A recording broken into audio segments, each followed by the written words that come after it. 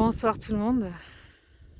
Alors ce soir, j'avais envie, là, comme ça, de vous offrir un petit peu de mon univers.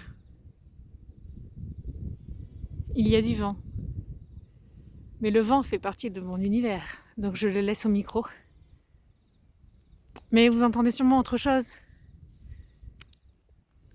Pendant que la caméra fixe le col de la Rousse, juste au-dessus de l'abbaye de Boscodon, je suis en train de remonter tranquillement, profiter de ce silence habité.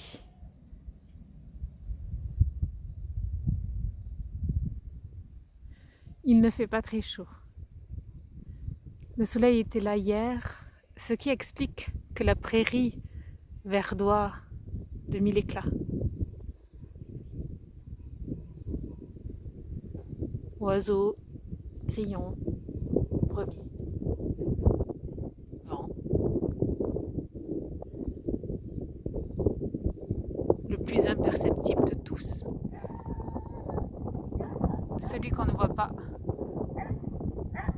C'est celui qui va le gêner le plus au micro. En plus du gentil toutou qui est pas content. Et c'est ça que j'avais reçu là à l'instant que je reçois comme message. Désolée si je vous donne le tournis. C'est que souvent la chose la moins perceptible à l'œil, la chose qui est dans le quotidien, mais tellement dans le quotidien qu'on oublie qu'elle est là. Et bien c'est cette chose-là souvent qui est la moins perceptible. Le vent. Le vent, on l'a tous les jours. On n'y prête plus attention quand c'est une brise légère. On ne le voit pas. Le vent, on le sent. On le ressent. Il transforme la température autour de nous. Il transforme les paysages. Et pourtant,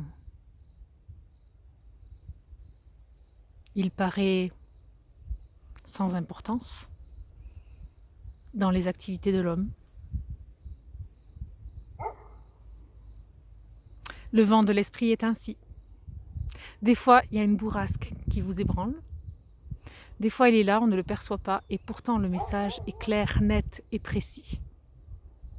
Alors il faut se poser, s'arrêter, contempler et écouter le message.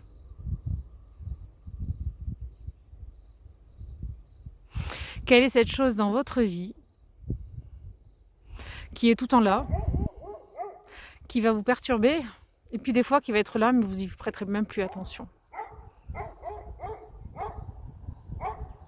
C'est là qu'est votre trésor, là que vous vous trouverez.